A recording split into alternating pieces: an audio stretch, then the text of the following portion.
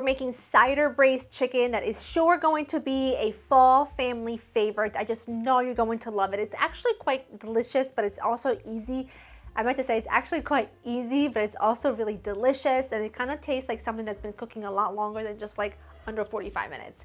I am going to start with a cold pan because I find that it's best if you're trying to render fat if you start with a semi-cold pan, so that the chicken fat or whatever fat you're using, like if you were to render bacon fat or something like that, it just happens much more evenly and you don't get left with that really weird like jiggly skin. If you know what I'm talking about, then you know, because we are using bone-in, skin-on chicken thighs. You want to use a dark meat for this because otherwise you're just not going to get the flavor that you want out of chicken breast. Now, ordinarily I would do garlic and herb seasoning on both sides, but because I'm trying to render that fat really nicely, the garlic and herb seasoning will in fact burn, and that's not going to give me the flavor that I want. So I'm going to go liberally with some salt and freshly ground black pepper on the skin side, and I'm going to put this into my cast iron skillet.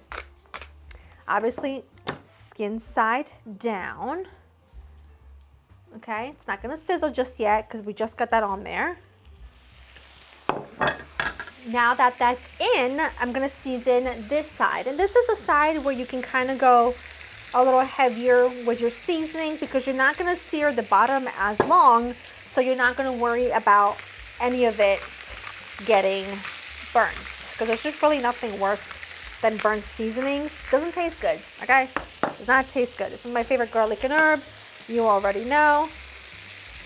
Put that on there. I also have my oven preheating at 425 because we're going to finish the chicken in there. So I'm just going to let that sear and that chicken fat just render. You're going to need to go ahead and turn your skillet every so often to make sure everything is well, evenly cooking. The remaining ingredients you'll need are going to be some apples. I love a honey crisp. You could do a gala apple, whatever apples you want. I wouldn't do like a red delicious because they're just so spongy. It doesn't float my boat. You need apple cider, not apple cider vinegar, and not apple juice. You want apple cider. We've got a little bit of chicken stock, a little bit of brown sugar. What I have here are something called Cipollini onions, or also known as pearl onions, which you can get in the freezer section of your grocery store. These are pretty much thawed. You want to make sure that they are thawed. You can also pop them in the microwave a couple of minutes to speed them up a little bit. If you can't find them, use shallots. You're just going to have to cook them, and I'll walk you through that part when the time comes. You will need some fresh garlic, a little brown sugar, a little Worcestershire, some fresh rosemary and thyme, a little mustard, and olive oil, salt, pepper. I think that's it. A little balsamic as well. I'm going to go ahead and let those render. Again, that's going to take about 7-8 minutes. I'll show you what it looks like when they're there. Look at that. Look at how gorgeous.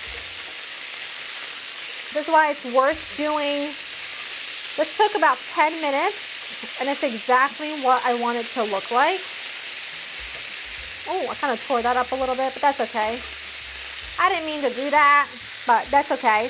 I'm going to cook them on the other side only like 2-3 minutes just to develop a little bit of color. Then I'm going to get them out, and I'm going to get them in the oven because I want the chicken to finish cooking through while we make the sauce, and it's just like so sensational. So let those go a few minutes, and then I'll show you the next step. Look how gorgeous these look. Now these are going to go into the oven at 425 about 15 to 20 minutes, or until they are completely cooked through.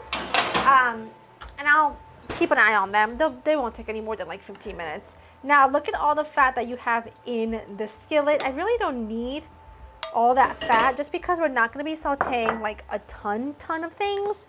Because what I'm going to do is I'm just going to add one big or a couple of small cloves of garlic. I'm just going to go ahead and get this roughly chopped. I'm going to add that right in there because what I'm looking to do right now, there's not a lot of stuff for us to like really do except to make a sauce and let that sauce render. And it's not going to really render without some, I'm going to put a little bit of chicken stock in there. I don't want to add a ton of fat Stuffed crab isn't gonna do much for me right now.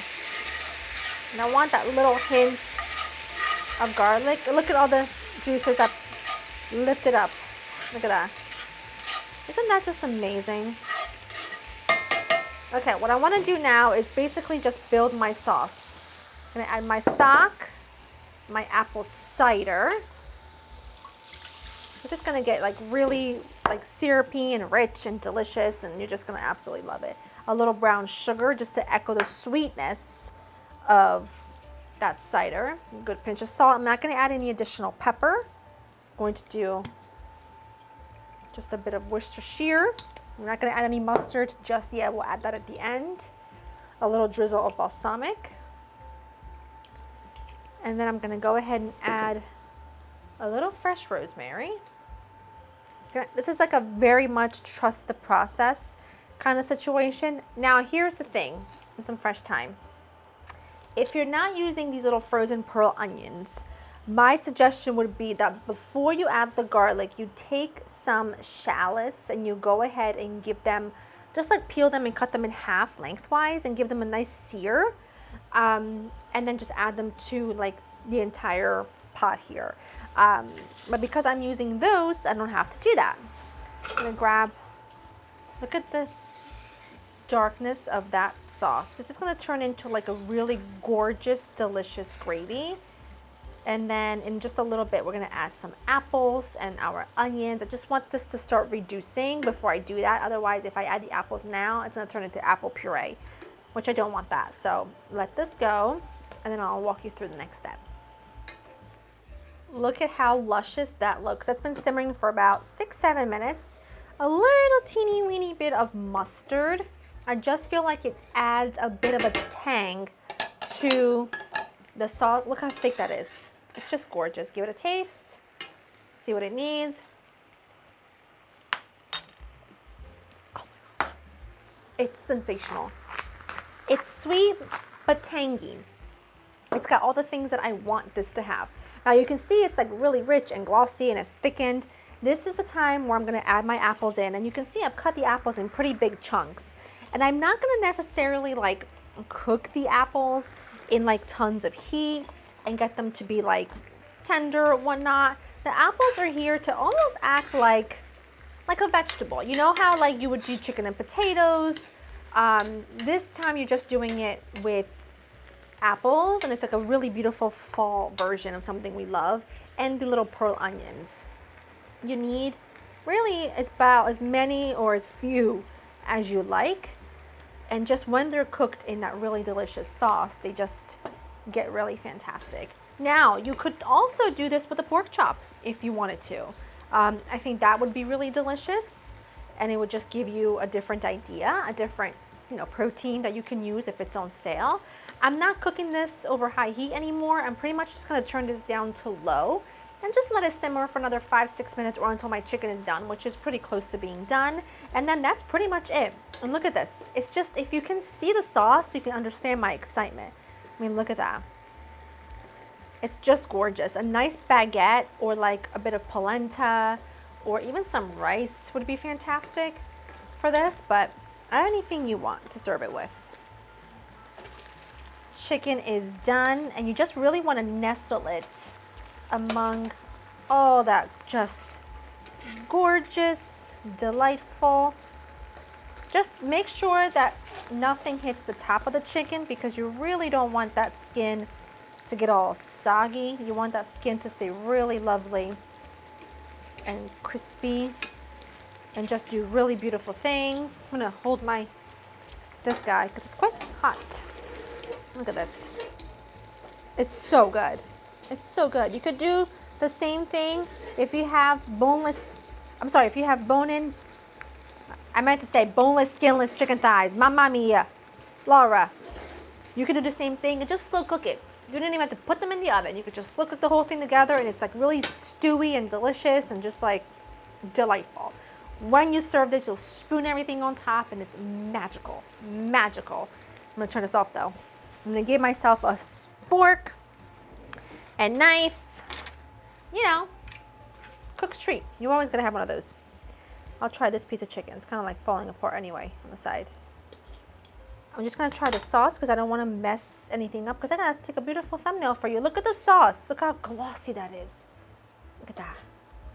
You know that's gonna be good. Oh, I just did the thing I just told you not to do. Put the sauce on the skin.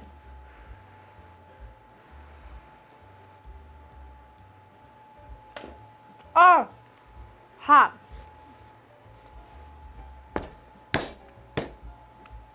And that. It has everything. It's like salty, it's sweet, it's tangy, it's rich, it's glossy, it's sensational. Go to laurainthekitchen.com for the written recipe. You have to make this. I hope you enjoy springtime with me, and I will see you in the next one. Bye-bye. That's amazing.